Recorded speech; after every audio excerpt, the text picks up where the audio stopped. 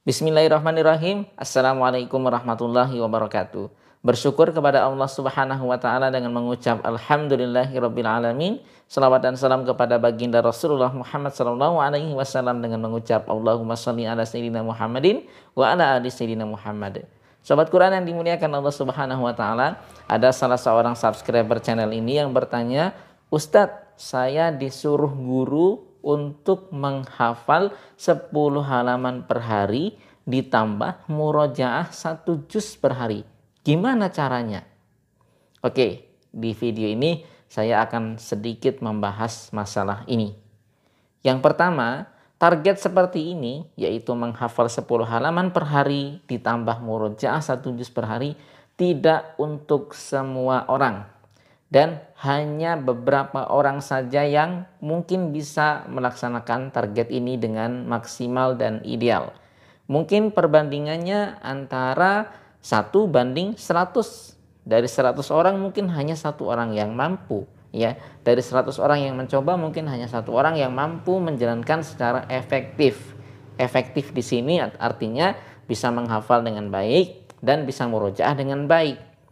Kebanyakan yang menjalankan program menghafal cepat seperti ini hanya bisa di salah satunya saja. Mungkin dia bisa menghafal terus menghafal, tapi hafalannya lupa semua yang belakang-belakang, murojaahnya keteteran.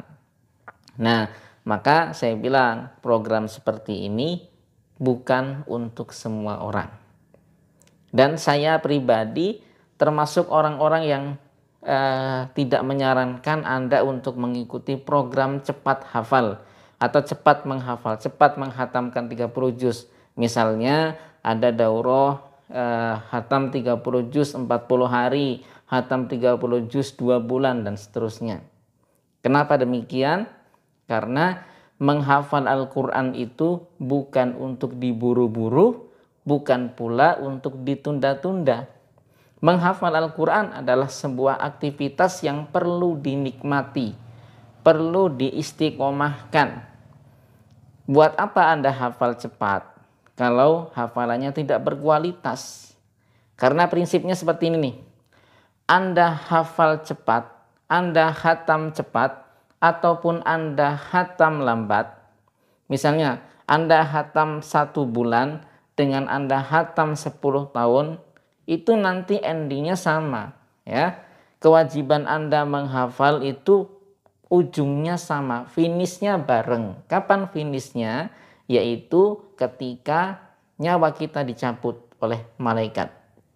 Nah, itulah batas akhir kita berhenti menghafal Al-Quran.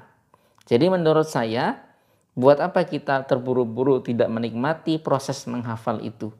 Lebih baik kita menghafal ayat demi ayat sesuai dengan kemampuan kita. Kita menghafal tidak merasa terbebani, kita menghafal tidak merasa berat, aktivitas yang lain tidak terganggu.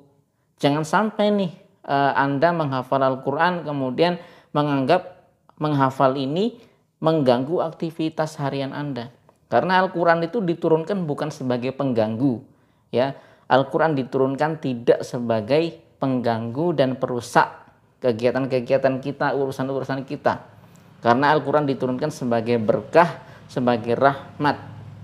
Oleh sebab itu, mari kita menghafal dengan cara yang nyaman, dengan cara yang enjoy, dan pastikan ayat demi ayat yang kita hafalkan berkualitas baik.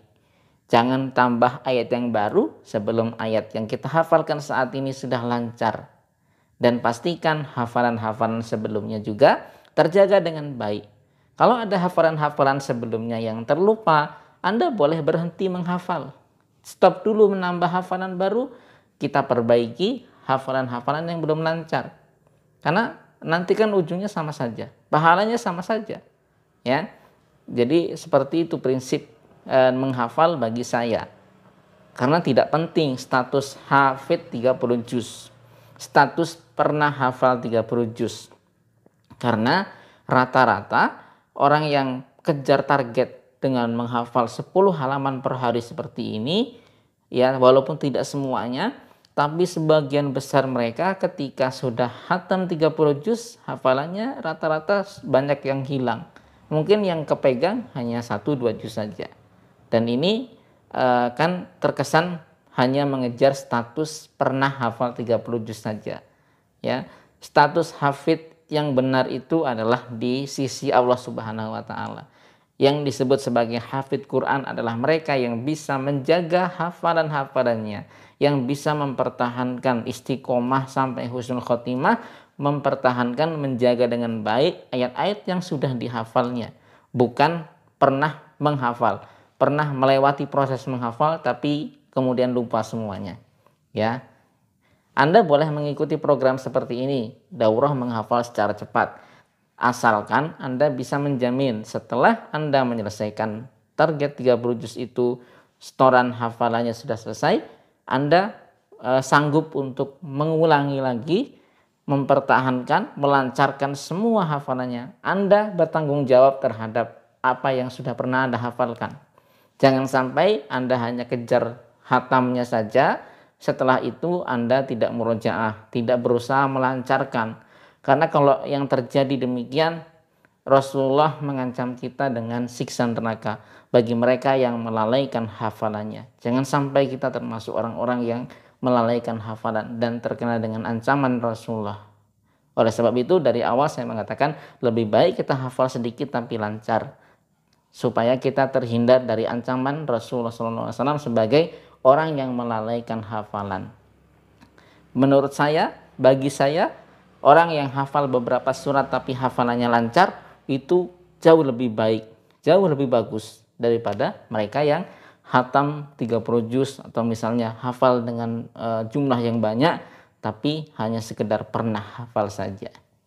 Oke, mudah-mudahan video ini bermanfaat dan bisa membuka wawasan kita mana yang lebih pas untuk kita, ya.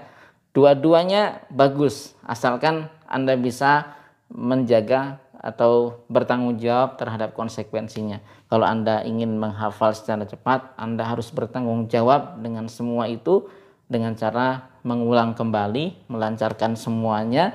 Pastikan Anda tidak termasuk orang yang melalaikan hafalan. Oke, demikian. Billahi taufiq wal hidayah. Assalamualaikum warahmatullahi wabarakatuh.